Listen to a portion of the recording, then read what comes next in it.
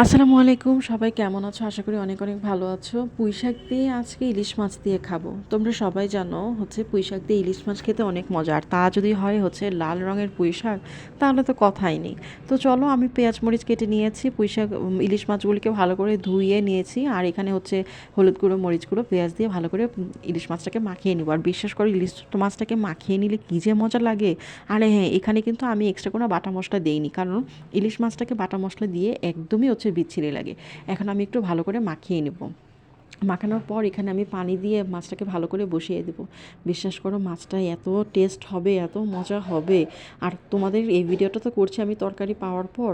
তরকারিটা খেতে খুব মজা হয়েছিল, খুব মজা হয়েছিল। সবাই অনেক প্রশংসা করেছিল যে না, তরকারিটা খুব ভালো হয়েছে।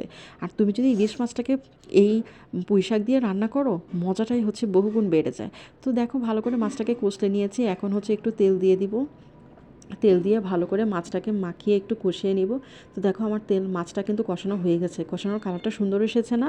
এখন যে আলুগুলিকে আমি কুচি করে রেখেছিলাম, সেই আলুগুলিকে দিয়ে একটু ভালো করে এই পানিটার মধ্যে একটু কষিয়ে নেব।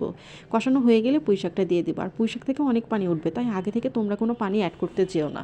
দেখো, এখন পুঁইশাকটা দিয়ে দিয়েছি। পুঁইশাকটা দিয়ে ভালো করে নেড়ে চেড়ে আমি একটু ঢাকনা দিয়ে 10 মিনিটের মতো বসিয়ে রাখবো।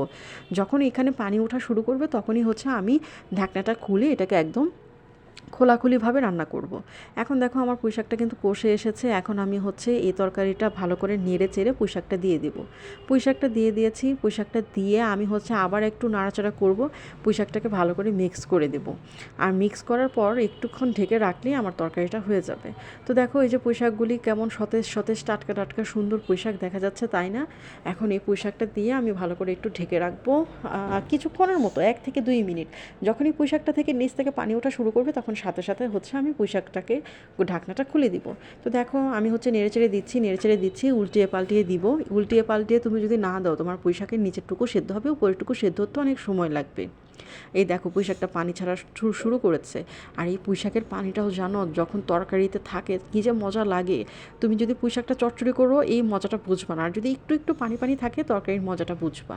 আর এই যে দেখো, আমি আগেই কষিয়ে নিয়েছিলাম, সেই মাছগুলিকে এখন ছেড়ে দিয়ে খোলাখুলিভাবে রান্না করব। তো দেখো, আমার তরকারিটার ফাইনাল লুক কেমন হয়েছে আমাকে জানাবে। খেতে কিন্তু খুব মজা হয়েছিল, জানো।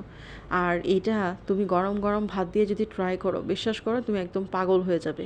এত মজা, এত মজা। আর দেখো, চেহারাটাই কত সুন্দর।